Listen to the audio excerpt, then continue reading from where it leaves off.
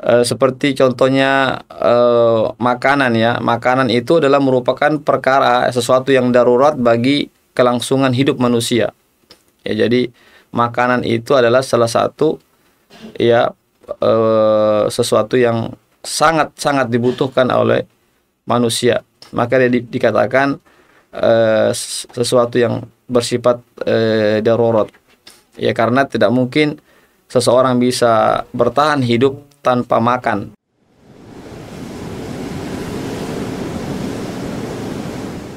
Ruas TV, rutin walaupun sedikit. Bismillahirrahmanirrahim. Assalamualaikum warahmatullahi wabarakatuh. Alhamdulillahi rabbil alamin. Wal aqibatu lil muttaqin. Wala udwana illa ala zalimin. Wassalatu wassalamu ala asyrafil anbiya'i wal mursalin. Nabiyyina Muhammadin wa ala alihi wa sahbihi ajma'in, amma ba'd. Pemirsa Ruas TV yang senantiasa dirahmati Allah Subhanahu wa taala. Kembali kita senantiasa memuji Allah Subhanahu wa taala dan bersyukur kepadanya atas segala limpahan rahmat dan hidayahnya sehingga kita dapat bersua kembali dalam segmen pembahasan kaidah-kaidah fikih. Salawat dan salam senantiasa kita kirimkan kepada junjungan kita Nabiullah Muhammad sallallahu alaihi wasallam beserta keluarga dan para sahabatnya, para pengikutnya yang tetap setia berpegang teguh kepada sunnah-sunnah beliau dan para sahabatnya hingga hari kiamat kelak. Amin ya rabbal alamin. Pemirsa Ruas TV rahimakumullah, insyaallah ta'ala pada kesempatan kali ini kami akan mengkaji atau membahas satu kaidah yang berbunyi kedaruratan itu membolehkan sesuatu yang diharamkan. Sifat sesuatu yang bersifat darurat itu membolehkan sesuatu yang dilarang atau yang diharamkan dalam agama. Kaidah ini adalah salah satu kaidah yang merupakan bagian dari kaidah yang besar, yaitu al-masyaqqah tajlibut taisir, yaitu kesulitan itu mendatangkan kemudahan. Baiklah pemirsa Ruas TV rahimakumullah, kita melanjutkan saja pembahasan kita tentang kaidah kedaruratan itu, sifat sesuatu yang bersifat darurat itu membolehkan sesuatu yang diharamkan. Baiklah, kita lihat di layar kaca kita ini. Ya. Yang pertama tentang makna kaidah. Apa makna dari kaidah ini? Ya. Apa makna atau apa maksud atau arti daripada kaidah ini? Maksudnya adalah sesungguhnya sesuatu yang terlarang di dalam syariat atau secara syariat, sesuatu itu dilarang, ya, maka sesuatu itu menjadikan sesuatu yang dibolehkan untuk dikerjakan.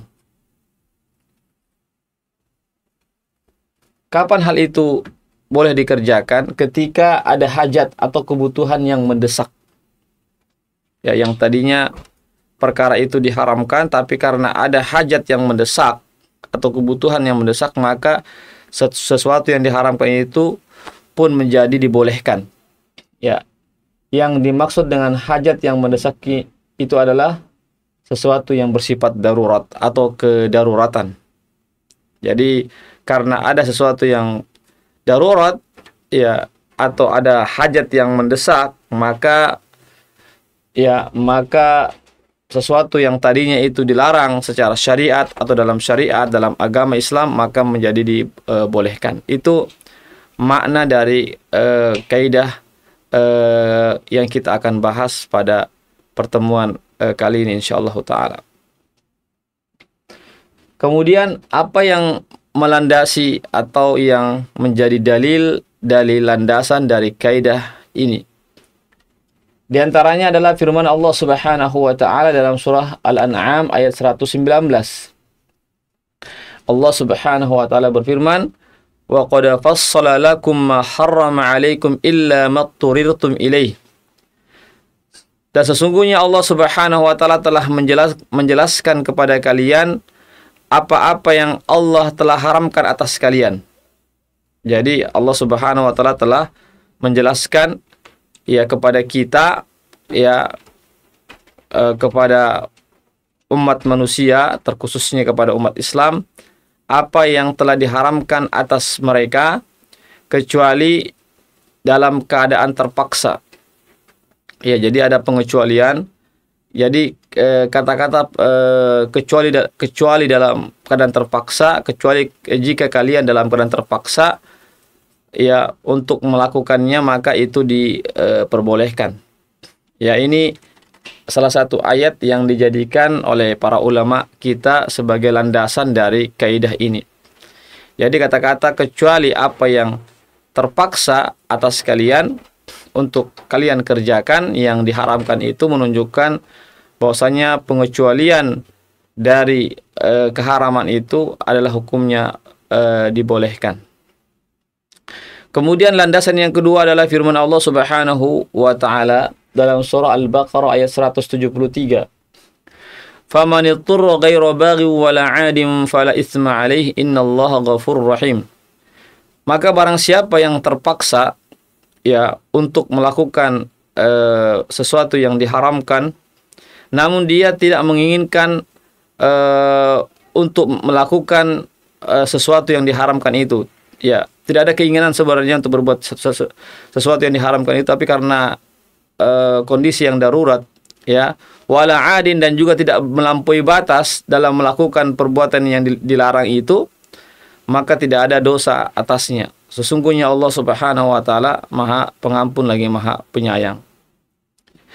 Dalam ayat ini juga menunjukkan bahwasanya orang yang berada pada posisi yang terpaksa dan tidak ada niat untuk berbuat satu yang diharamkan, ya, kemudian tidak ada juga sifat melampaui batas dalam melakukan sesuatu yang dilarang itu, maka tidak ada dosa baginya.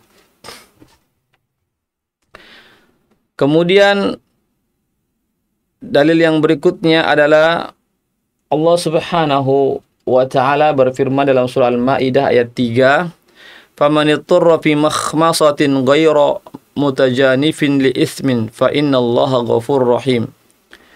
Maka barang siapa yang terpaksa ya melakukan sesuatu yang diharamkan, fi makhmasatin, ya karena keadaan yang karena rasa lapar yang sangat lapar sehingga terpaksa melakukan perbuatan yang diharamkan, ghairu mutajanifil ismi, dan tidak ada niat untuk melakukan satu dosa, fa innallaha ghafurur rahim, maka sesungguhnya Allah Subhanahu wa taala Maha Pengampun lagi Maha Penyayang. Ini juga merupakan salah satu dalil tentang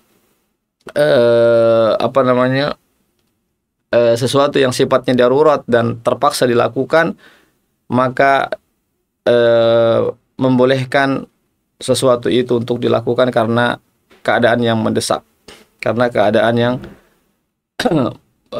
mendesak, ya. Masih ada lagi ya jamaah sekalian dalil-dalil yang lainnya, ya, seperti di dalam surah Al-An'am juga ayat 145, ya, "Faman ittara ghairu baghi wala 'adin fa inna rabbaka ghafurur rahim." Ini mirip dengan dalil yang kedua tadi. Maka barang siapa yang terpaksa ya melakukan perbuatan yang diharamkan namun tidak ada niat, ya, keinginan untuk melakukannya, dan tidak pula melampaui batas dalam melakukannya, maka sesungguhnya Tuhanmu itu Maha Pengampun lagi Maha Penyayang. Begitu juga dalam ayat yang lain, ya, disebutkan dalam surah ya An-Nahl ayat 115, Allah Subhanahu wa taala berfirman, "Faman ittara ghairu baghin wala 'adin fa innallaha ghafurur rahim." Maka barang siapa yang terpaksa melakukan sesuatu yang diharamkan, dan tidak ada niat untuk melakukan perbuatan yang diharamkan itu dan tidak juga melampaui batas, maka sesungguhnya Allah Subhanahu wa taala Maha Pengampun lagi Maha Penyayang.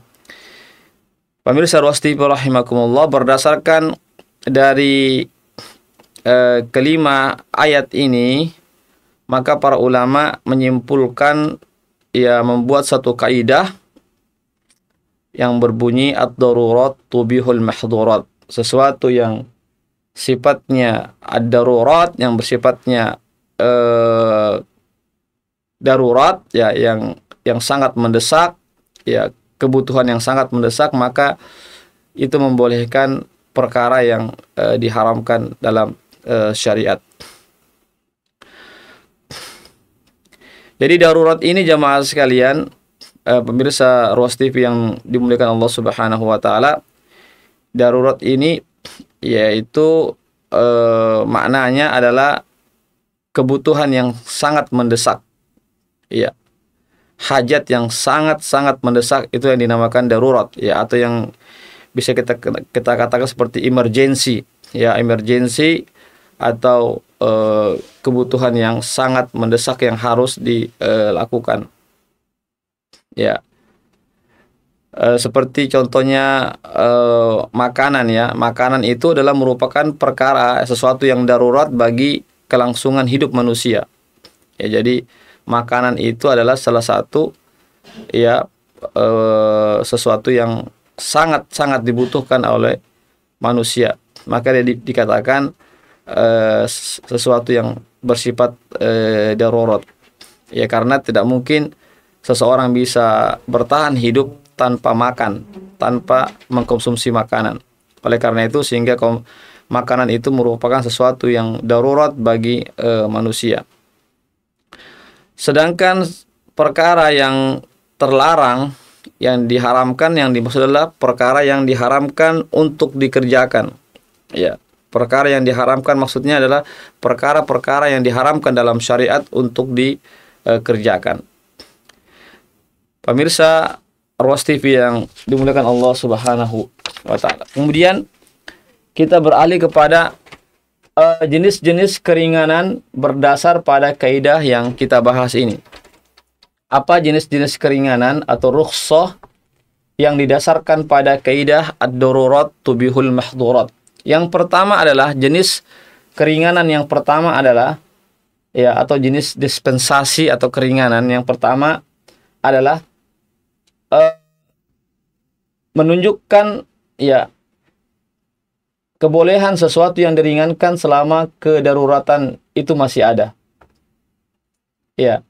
Jadi jenis yang pertama ini menunjukkan tentang bolehnya sesuatu yang diringankan itu, ya, selama kedaruratan itu masih ada. Ya, selama sesuatu yang bersifat darurat itu masih ada, maka sesuatu yang diringankan itu boleh untuk dikerjakan.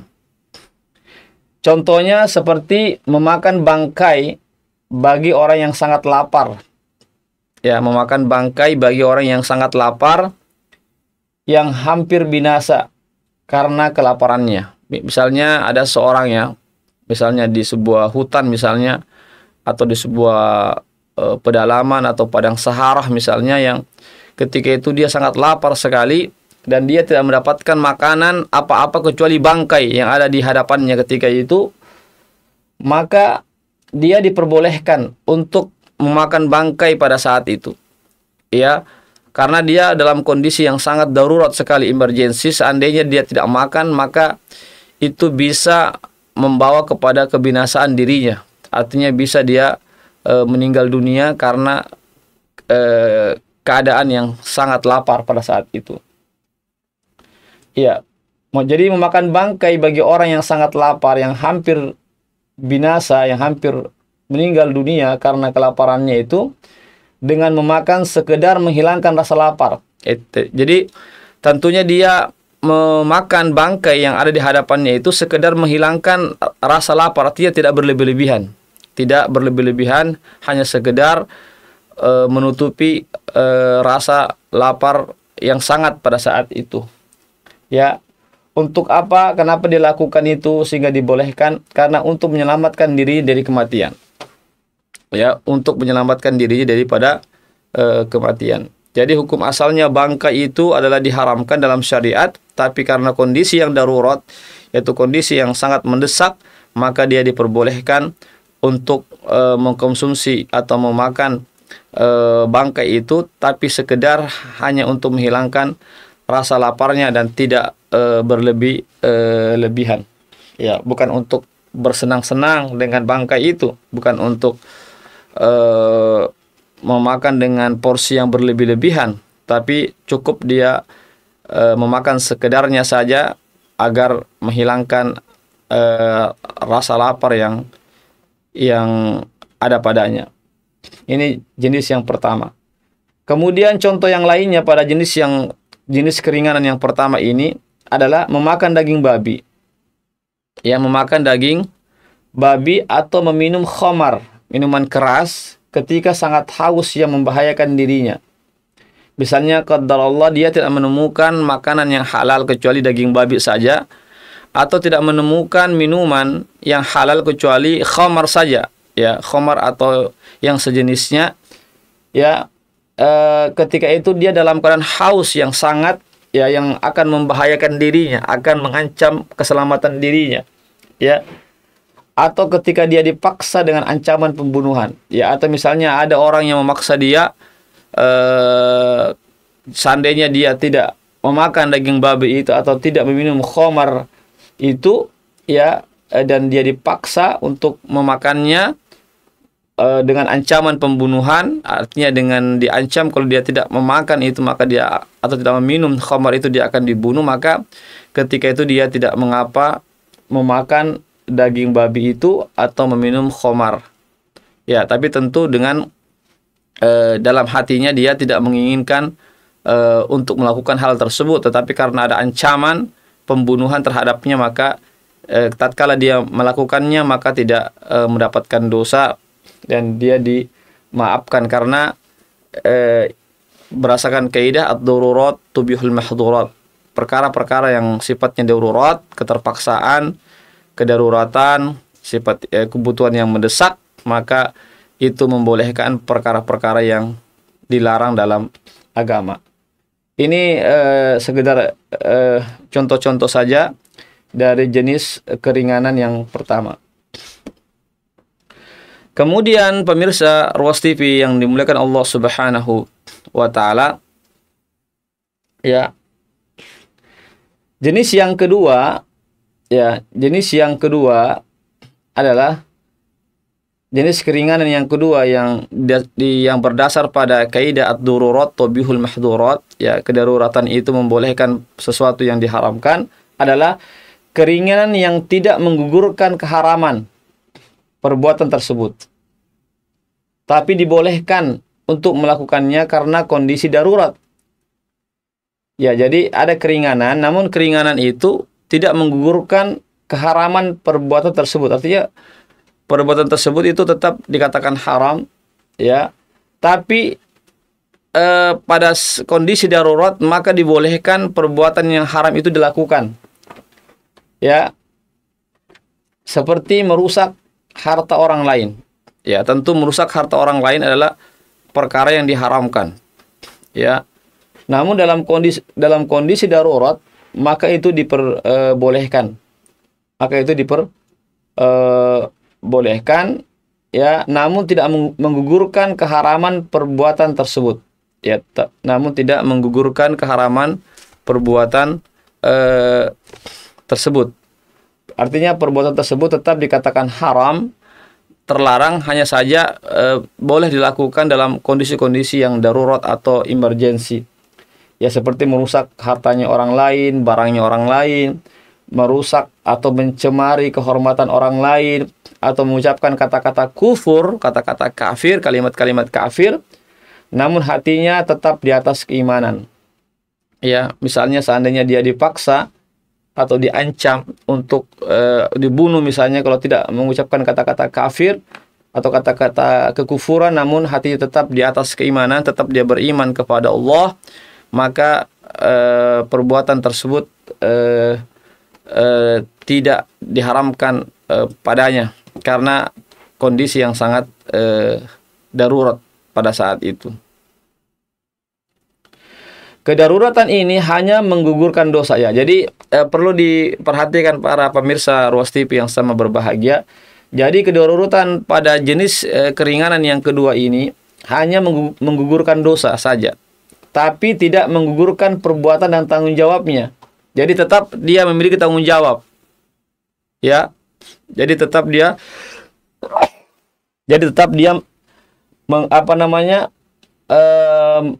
memiliki tanggung jawab atas perbuatan yang dia lakukan itu. Meskipun dia tidak berdosa, tetapi tanggung jawab terhadap orang lain itu tetap ada padanya. Kenapa? Karena kedaruratan ini tidak menggugurkan hak orang lain. Ini yang perlu digarisbawahi. Betul sifatnya darurat, ya, tetapi tidak menggugurkan hak orang lain. Ya, tapi haknya Allah ya gugur. Artinya maksudnya di sini dia tidak berdosa hubungannya dengan Allah, tapi hubungannya dengan manusia dia tetap bertanggung jawab atas perbuatannya terhadap orang lain. Kenapa demikian? Karena perbuatannya itu adalah tetap diharamkan. Ya, jadi merusak barang orang lain, harta orang lain, mencemari kehormatan orang lain, merusak kehormatan orang lain. Ya, mengucapkan kata-kata kufur itu adalah sesuatu yang diharamkan. Ya. Sesuatu yang diharamkan meskipun dia tidak berdosa, namun hak-hak orang lain tetap harus dia bertanggung jawab atasnya. Seperti dokter yang melihat bagian tubuh yang tidak boleh dilihat dari pasiennya. Ya. Maka kebolehan itu hanya pada gugurnya dosa, namun tidak menunjukkan gugurnya keharaman perbuatan tersebut. Ya. Jadi tetap melihat aurat ya pasien, ya melihat aurat pasien itu tetap adalah perbuatan yang diharamkan. Tapi karena kondisi yang darurat, maka seorang dokter diperbolehkan melihat bagian tubuh atau aurat pasiennya dalam keadaan kondisi yang darurat. Ya, maka kebolehan itu hanya pada gugurnya dosa. Jadi dia tidak berdosa. Ya, jadi sang dokter itu tidak berdosa karena melihat bagian tubuh pasiennya yang tidak boleh dilihat sebenarnya, tapi karena kondisi darurat, maka dia boleh melihat sekedarnya saja, ya, dan itu tidak ada dosa baginya, namun tidak menunjukkan gugurnya keharaman perbuatan tersebut. Ya, jadi keharaman perbuatan tersebut itu tetap ada, tetapi sang dokter itu dimaafkan atau tidak mendapatkan dosa karena kondisi yang darurat. Begitu pula memakan makanan orang lain. Ya, begitu juga memakan makanan orang lain atau milik orang lain ketika dalam keadaan darurat atau dalam keadaan lapar yang sangat lapar, yang akan membahayakan dirinya jika dia membahayakan jiwanya jika dia tidak memakan, maka dia terpaksa memakan makanan milik orang lain. Maka tidak menggugurkan keharaman mengambil harta orang lain. Jadi mengambil harta orang lain itu tetap perkara yang diharamkan, tidak menggugurkan keharamannya. Artinya dia berkewajiban untuk mengganti makanan tersebut. Ya, dia harus mengganti makanan milik orang lain itu. Ya, meskipun ketika dia makan orang lain itu tidak mendapatkan dosa karena kondisi darurat, tapi dia tetap wajib mengganti makanan yang dia konsumsi itu dari makanan orang lain itu. Ya, atau minta dihalalkan dari pemiliknya. Jadi dalam perkara ini dosa digugurkan, tidak ada dosa baginya, tetapi dia wajib mengganti makanan yang dia makan dari harta orang lain tanpa izinnya atau dia minta dihalalkan. Ya, dia minta dihalalkan ya kepada orang pemilik daripada makanan tersebut. Ini pemirsa Ruas TV yang dimuliakan Allah Subhanahu wa taala, ya, tentang jenis keringanan ya yang kedua ya yang perlu kita perhatikan bersama. Ya. Kemudian jenis yang ketiga dari jenis-jenis keringanan berdasarkan kaidah ad-darurat tubihul mahdhurat. Kedaruratan itu membolehkan sesuatu yang diharamkan adalah perbuatan-perbuatan yang tidak diperbolehkan sama sekali dan tidak ada keringanan padanya, pada asalnya, pada dasarnya, baik karena adanya paksaan yang sangat terpaksa atau tidak sangat terpaksa, seperti membunuh seorang muslim, merusak tubuhnya atau menzinahinya, atau memukul ibu bapak atau salah satunya. Jadi jenis ketiga ini adalah keringanan yang tidak betul-betul, yang sama sekali tidak boleh dilakukan. Ya, tidak ada keringanan di sini. Ya, tidak ada sedikit pun keringanan pada jenis yang ketiga ini. Ya, sama sekali tidak ada keringanan atasnya. Kenapa? Apa karena ada paksaan yang sangat terpaksa? Apa betul-betul dia diancam dengan ancaman? Atau tidak, ancamannya tidak begitu kuat? Ya, seperti misalnya membunuh seorang muslim. Ya, membunuh seorang muslim meskipun dia diancam, ya, meskipun dia diancam untuk dibunuh, kalau dia tidak membunuh seorang muslim, maka tidak boleh dia membunuh seorang muslim. Maka dia tidak boleh membunuh seorang muslim. Ya. Kenapa? Karena membunuh seorang muslim ini, ya, adalah dosa yang sangat besar. Maka tidak ada keringanan meskipun dalam keadaan terpaksa. Apakah di bawah ancaman atau ancamannya tidak begitu kuat. Atau merusak tubuhnya, merusak salah satu anggota tubuhnya, seperti memotong tangannya misalnya, atau memotong kakinya, tidak boleh meskipun dalam keadaan terpaksa. Atau menzinahinya meskipun dia dalam ancaman, di bawah ancaman, di bawah teror, dia tidak boleh menzinahi seorang muslim.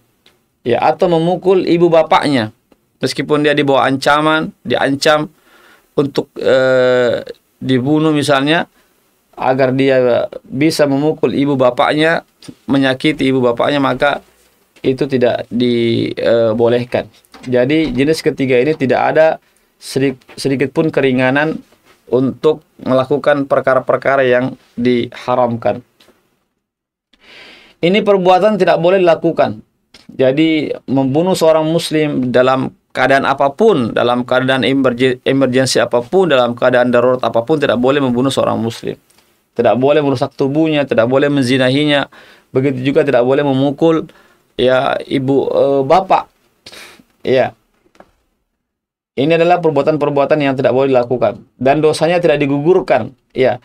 Begitu juga pertama, ini perkara yang tidak boleh dikerjakan, ya, perbuatan yang tidak boleh dikerjakan. Kedua, tidak menggugurkan dosa meskipun dalam keadaan terpaksa. Beda tadi pada jenis yang pertama, yang kedua itu, jika dalam keadaan terpaksa, maka perbuatan yang dia lakukan itu adalah menjadi dibolehkan meskipun hukum asalnya dia diharamkan. Tapi pada jenis yang ketiga ini, ya, meskipun dalam keadaan terpaksa, dalam keadaan di bawah ancaman, di bawah teror, dia tidak boleh melakukan perbuatan-perbuatan yang diharamkan ini, karena ini adalah perbuatan yang sangat besar sekali dosanya. Ya, makanya dia seandainya dia tetap melakukannya, maka dia pun mendapatkan dosa dari Allah Subhanahu wa ta'ala. Meskipun dia lakukan karena sangat terpaksa. Ya, jadi meskipun dia lakukan sangat terpaksa, ya, dilakukan dalam keadaan yang sangat-sangat genting sekali, ya, dia terpaksa melakukannya, maka tidak menggugurkan dosanya. Ya, artinya dia tetap berdosa, karena ini adalah membunuh seorang muslim adalah dosa yang sangat besar, menyakiti kedua orang tua, atau salah satunya adalah perkara-perkara yang sangat dilarang dalam syariat kita ini. Iya. Kenapa demikian? Karena adanya, ya, benturan dua kemudaratan. Jadi yang di hadapannya itu adalah ada dua kemudaratan yang dia harus pilih salah satunya. Iya. Maka yang dia perhatikan, yang dia lihat adalah kemudaratan yang lebih besar. Ya, maka yang dia dahulukan adalah kemudaratan yang lebih besar. Itu yang dia pilih. Maksudnya itu yang dia hindari, kemudaratan yang lebih besar itu, dengan melakukan kemudaratan yang lebih ringan. Jadi membunuh muslim adalah ya perkara yang kemudaratan yang begitu, ya kerusakan yang begitu besar, ya yang begitu besar dari sekedar seseorang itu mendapatkan ancaman untuk dibunuh. Ya, jadi membunuh seorang muslim adalah perkara yang sangat-sangat diharamkan, atau kerusakan atau perbuatan yang sangat diharamkan, dan itu lebih besar ya mudaratnya dari sekedar mendapatkan ancaman untuk dibunuh. Ya, seandainya misalnya dia dibunuh karena dia tidak mau melakukan pembunuhan terhadap seorang muslim, ya, dan akhirnya dia pun dibunuh karena dia sudah diancam untuk dibunuh dan akhirnya dibunuh misalnya, maka insya Allah dia mendapatkan pahala di sisi Allah Subhanahu wa Ta'ala. Ya, namun seandainya dia tetap membunuh seorang muslim karena ada ancaman, maka dia telah melakukan perbuatan yang sangat besar, perbuatan dosa yang sangat besar, yaitu melakukan pembunuhan kepada seorang muslim. Ya, ini yang harus jadi ada dua, ya ada dua kerusakan yang ada dua kemudaratan yang dihadapinya. Ya, ada kemudaratan yang besar, ada yang kecil.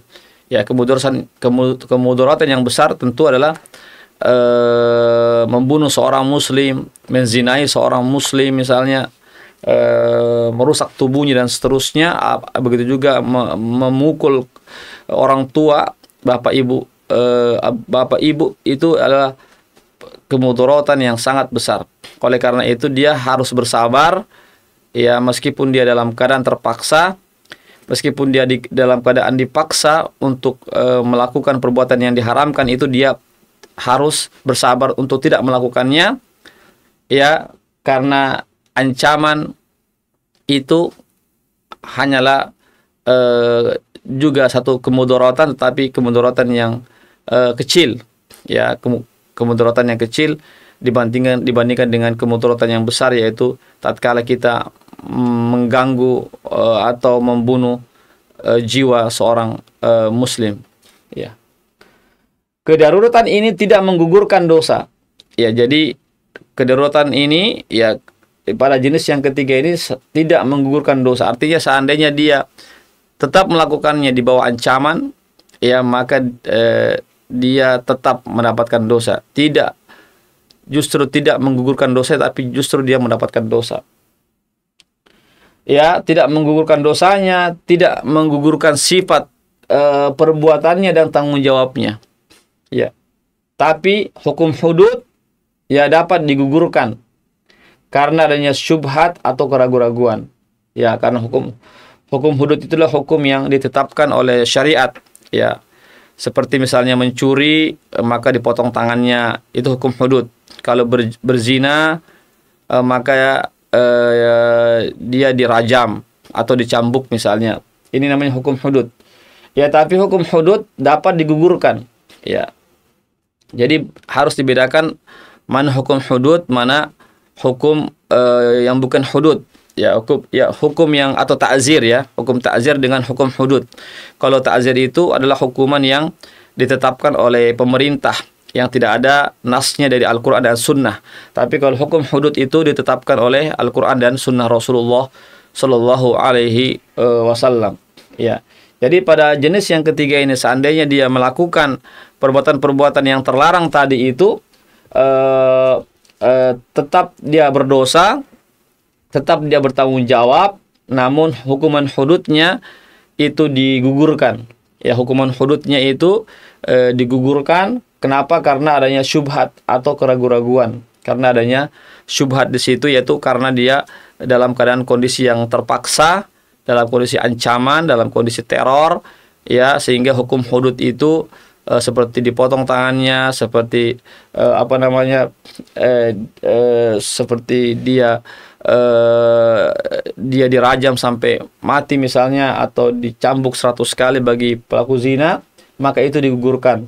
Namun tidak menggugurkan dosanya di hadapan Allah Subhanahu wa Ta'ala. Artinya tetap dia melakukan satu dosa besar.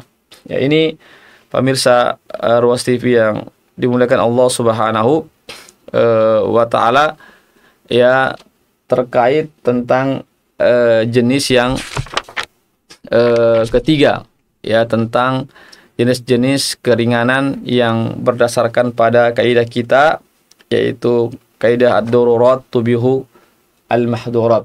Jadi sekali lagi ya, jadi ada tiga jenis ini, ya, tiga jenis keringanan ini. Ya, adapun jenis yang pertama dan yang kedua itu, ya, maka ini diperbolehkan dalam syariat untuk dikerjakan dalam keadaan darurat. Ya, dalam keadaan darurat. Ya, adapun jenis yang ketiga tadi ini yang baru tadi saya jelaskan itu tidak diperbolehkan sama sekali meskipun dalam keadaan darurat. Ya, seperti membunuh seorang muslim, menzinahinya, merusak tubuhnya, atau memukul kedua orang tua atau salah satu dari orang tua kita, itu sama sekali tidak boleh kita lakukan dalam kondisi apapun. Dalam kondisi ancaman, dalam tekanan dari orang lain, sekalipun ancaman untuk dibunuh, seandainya kita tidak melakukannya, kita diancam untuk dibunuh, maka tidak boleh kita lakukan. Tidak boleh kita membunuh seorang muslim. Ya. Adapun tadi yang jenis pertama, yang kedua itu, ya, maka itu diperbolehkan dalam kondisi-kondisi yang darurat. Pemirsa Ruas TV yang dimuliakan Allah Subhanahu wa taala.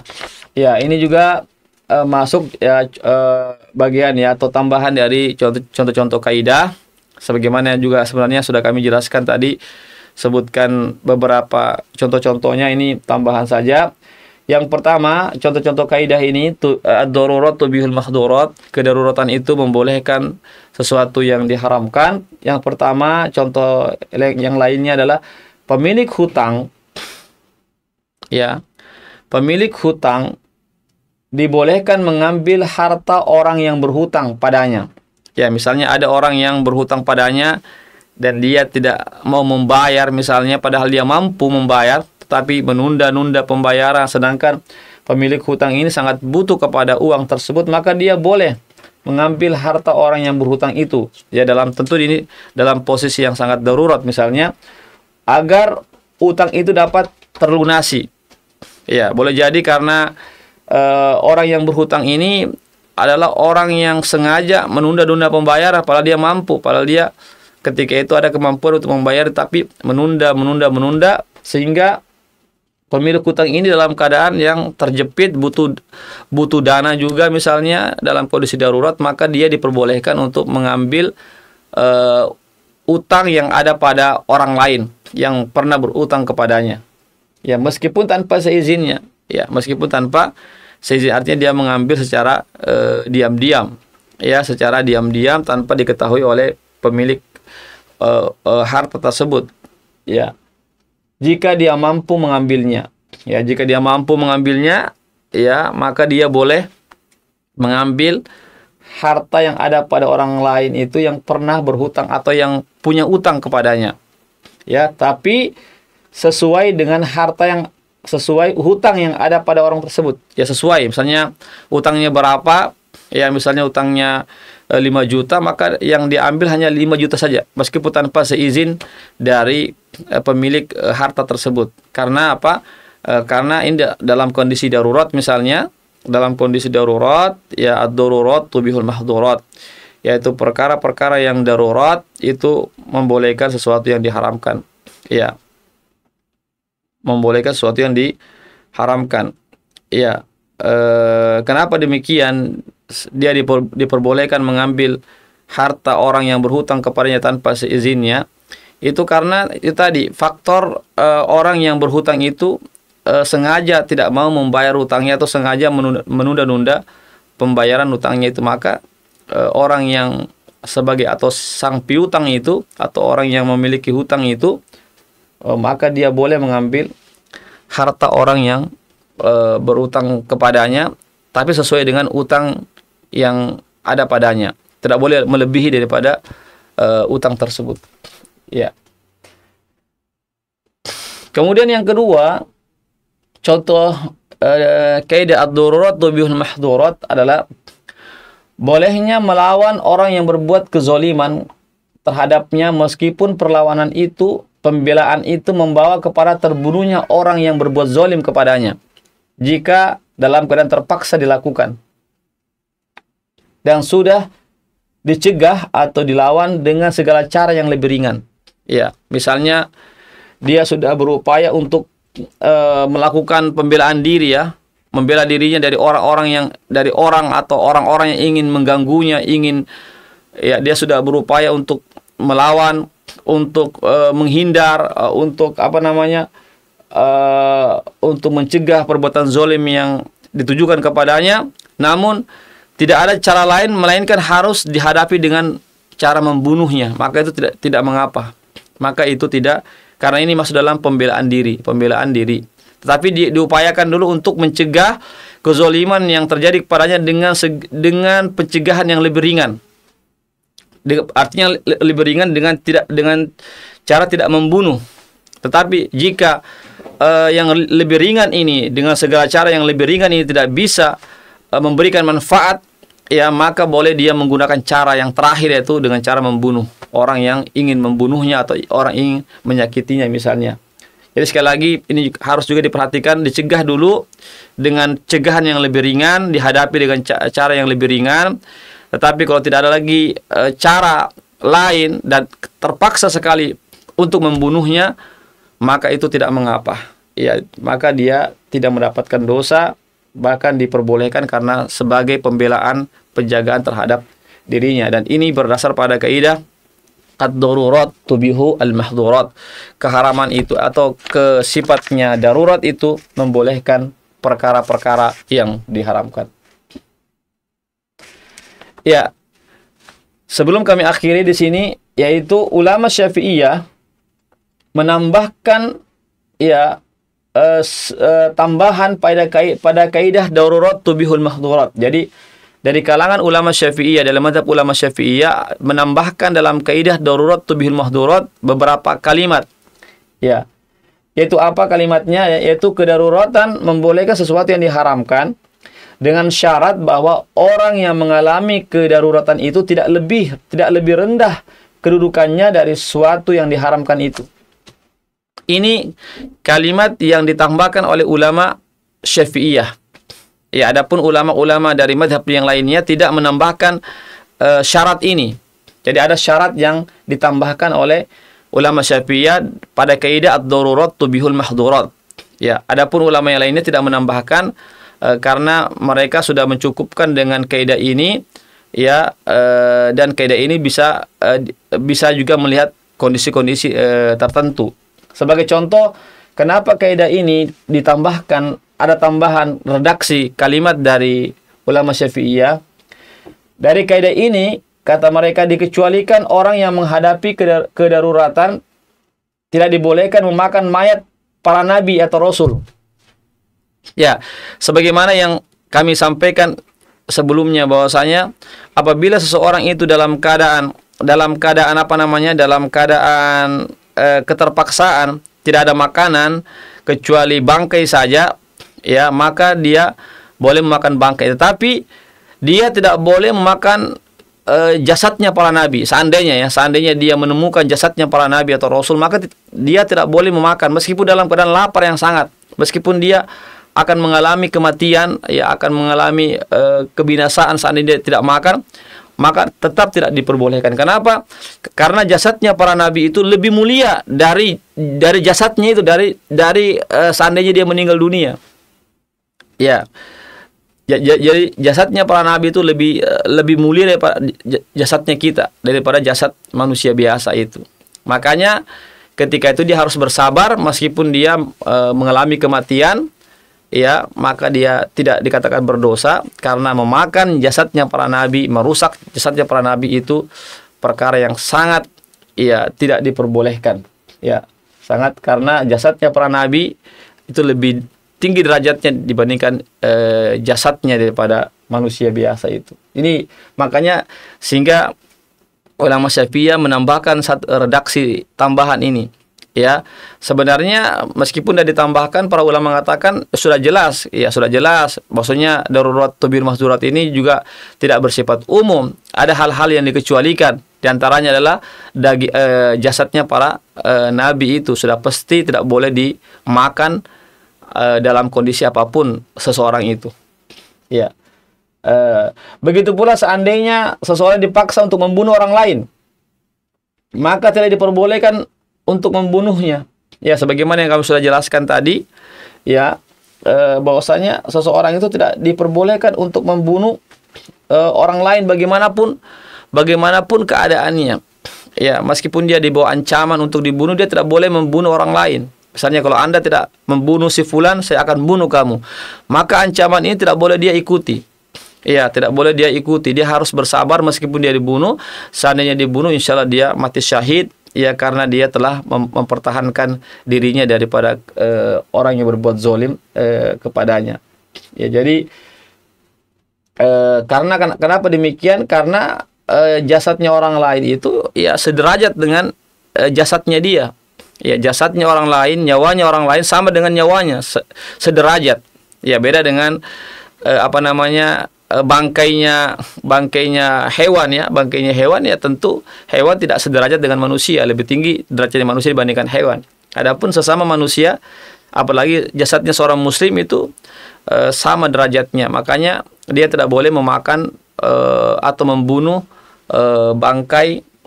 tidak boleh memakan tidak boleh dia membunuh seorang orang lain atau khususnya orang muslim. Ya. Begitu pula seandainya mayat dikuburkan tanpa dikafankan, misalnya qadarullah pernah misalnya dikuburkan mayat tanpa dikafankan misalnya, maka tidak boleh digali kuburannya untuk dikafankan ulang. Kenapa? Karena menjaga rusaknya jasad si mayat lebih tinggi dari tidak adanya kafan yang ada pada si mayat itu. Karena apa?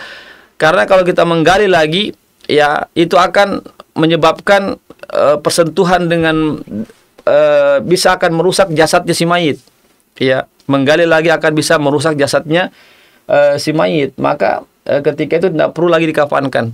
Ya, karena kuburannya itu sudah menjadi kafannya, menjadi penutupnya itu. Ya, karena dengan menggali kembali itu justru akan bisa merusak jasad daripada si mayit itu, sedangkan rusaknya jasad si mayit itu lebih besar dari sekedar mengkafankannya. Ya, artinya lebih terlarang, artinya merusak jasad si mayit itu lebih besar larangannya dari sekedar tidak ada kafan pada si mayit tersebut. Ya, artinya tidak mengapa dia dalam kondisi tidak dikafankan ketika itu karena kuburannya itu sudah menjadi kafan atau penutup baginya. Ya. Ya, jadi di sini bisa dikatakan yaitu apa? Ada dua kemudaratan yang dihadapi, yaitu kemudaratan yaitu tidak dikafankan, yang kedua kemudaratan yaitu bisa rusaknya jika digali itu akan menyebabkan rusaknya jasad si mayit, maka dipilih ketika itu kemudaratan yang lebih ringan, yaitu apa? Yaitu tidak dikafankan. Ya, tidak dikafankan, ya, itu yang kemudaratan yang lebih ringan. Ya, daripada kita menggali dan sehingga menyebabkan jasad si mayit itu menjadi rusak. Ya, demikianlah pemirsa sekalian apa yang bisa kami sampaikan ya tentang penjelasan kita kaidah yaitu at-darurat tubihul mahdhurat. Ya, perkara-perkara yang sifatnya emergensi, sifatnya keterpaksaan, kedaruratan, atau perkara-perkara yang sangat mendesak, ya apalagi yang sampai bisa mengancam jiwa, maka itu membolehkan sesuatu perkara-perkara yang diharamkan dalam syariat. Ya, demikianlah apa yang bisa kami sampaikan. Mudah-mudahan ada manfaatnya bagi kita semuanya. Yang benar datangnya dari Allah Subhanahu wa taala saja, yang khilaf dari kami dan kekurangan ilmu kami tutup dengan membaca doa penutup majelis. Subhanakallahumma wa bihamdik asyhadu an la ilaha illa anta astaghfiruka wa atubu ilaik. Assalamualaikum warahmatullahi wabarakatuh.